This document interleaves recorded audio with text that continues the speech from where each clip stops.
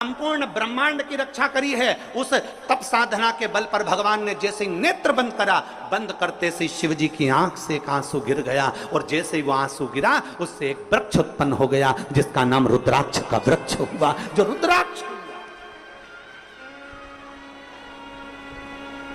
अब जरा ध्यान देना, रुद्राक्ष ऐसे ही नहीं उत्पन्न हो गया। हजारों हजारों वर्ष तक मेरे ओघड़दानी ने तप साधना करी और जब नेत्र बंद करे तब आंसू गिरा और उस आंसू से रुद्राक्ष पैदा हुआ है। उस अश्रु से, शिव के उन अश्रु से रुद्राक्ष उत्पन्न हुआ। इतने तप साधना का बल एक रुद्राक्ष में होता है, इतना तप साधना का बल एक रुद्राक्ष में होता है कि अघोर अस्त्र के बराबर, अघोर मंत्र के बराबर शिव का एक रुद्राक्ष होता है अगर वो श्रेष्ठता से धारण किया। इसलिए सोमवार से ये वही जिस समय पर त्रिपुरासुर का वध करा था भगवान शंकर ने और जिस रुद्राक्ष को भगवान ने प्रकट करा था, सोमवार से सोमवार तक की सावन के महीना था जब मेरे देव अधिदेव महादेव ने इस रुद्राक्ष को प्रकट किया था। आप सभी को रुद्राक्ष के प्रागट्य की भी बहुत बहुत बधाई, बहुत बहुत। रुद्राक्ष के प्रागट्य की एक कथा नहीं है, रुद्राक्ष के प्रागट्य की कई कथा है। रुद्राक्ष के जन्म की एक कथा नहीं, रुद्राक्ष के जन्म की अनेक कथा। पर भाग्यशाली हो आप जो 72 साल बाद ये जो सावन का महीना आया है सोमवार से सोमवार तक का, कहते हैं इस सावन में जो सोमवार से सोमवार तक का सावन रहता है, सोमवार से शुरू सोमवार से विराम, अगर आपके घर में रुद्राक्ष है, आप रुद्राक्ष धारण करते हो या रुद्राक्ष अपने घर में रखते हो, तो उस रुद्राक्ष को छोटी सी कटोरी में रखकर या एक पात्र में रखकर 7 बार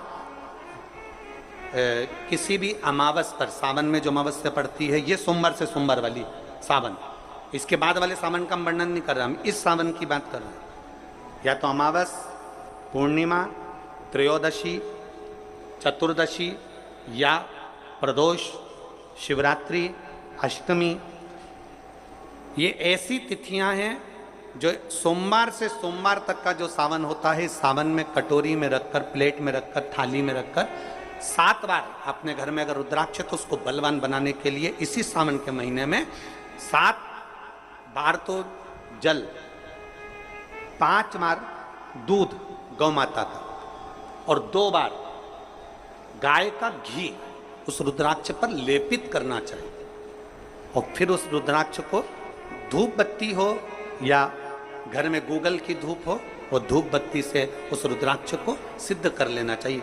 कुछ नहीं आता ना, शिव का नाम लो, श्री शिवाय नमस्तुभ्यं बोलो और उस रुद्राक्ष का स्पर्श कर कर अपने गले में धारण करते हो तो गले में, पूजन में रखते हो तो पूजन में, या किसी कार्य सिद्धि के लिए रखते हो तो कार्य सिद्धि के लिए। अगर ये सोमवार से चालू होने वाले सावन को, सोमवार से विराम होने वाले सावन में अगर हम सिद्ध कर लेते हैं तो वो रुद्राक्ष हमारे जीवन का सबसे श्रेष्ठ रुद्राक्ष हो जाता है, सर्वश्रेष्ठ। अभी हमारे सीहोर में कुबेरेश्वर धाम पर ये जो सावन का महीना आया है, इस सावन में हमारे यहाँ कुबेरेश्वर धाम पे वैसे तो जो महाशिवरात्रि आती है, जिस समय रुद्राक्ष उत्सव होता है, उस समय पर रुद्राक्ष को सिद्ध कर लिया जाता है। पर जो सावन ये आया है, इस सावन में हमारे यहाँ प्रतिदिन बाबा के रुद्राक्ष को सिद्ध करते हैं। प्रतिदिन नियम है रुद्राक्ष पर जल चढ़ाना, दूध चढ़ाना, घृत लगाना और बाबा के रुद्राक्ष, क्योंकि इतने भक्त आते हैं उनके लिए वो रुद्राक्ष सिद्ध हो जाए।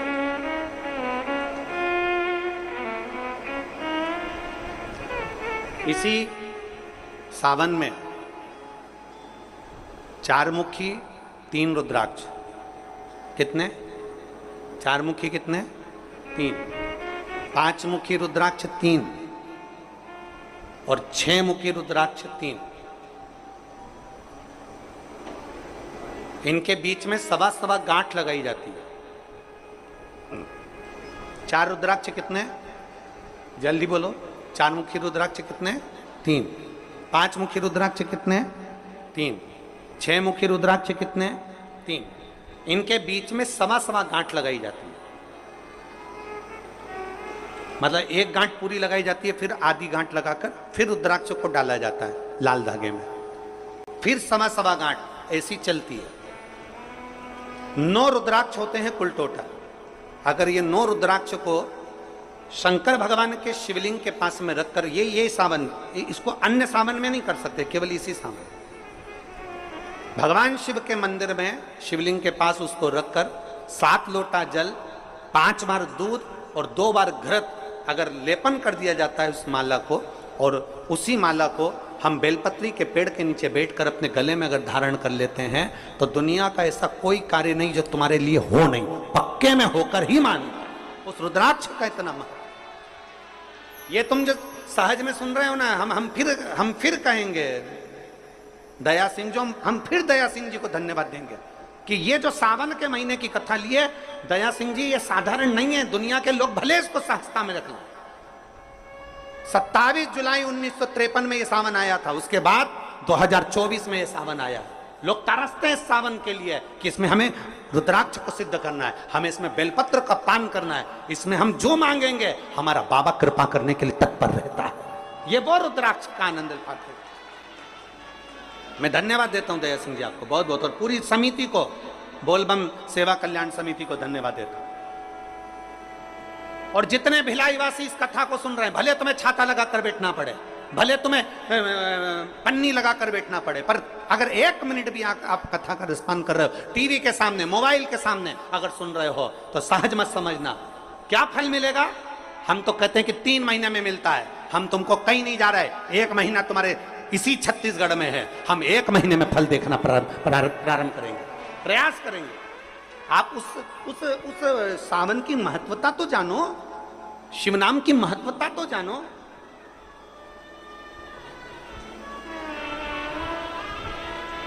इतने बैठे हो, भगवान से अपने दिल की बात हृदय से भाव से शिव को कहा, हृदय से। एक पत्र है।